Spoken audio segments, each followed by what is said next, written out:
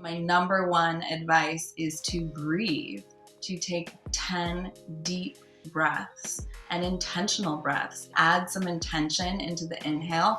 I'm inhaling gratitude. I'm exhaling hate. Number two, leaning into what's making you uncomfortable. Because if you don't address it, then it's just gonna hang out around you.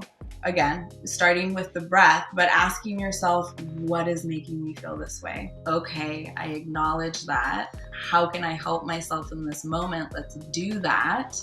And then move through it. Number three is just feeling into your body and what feels good and right to you.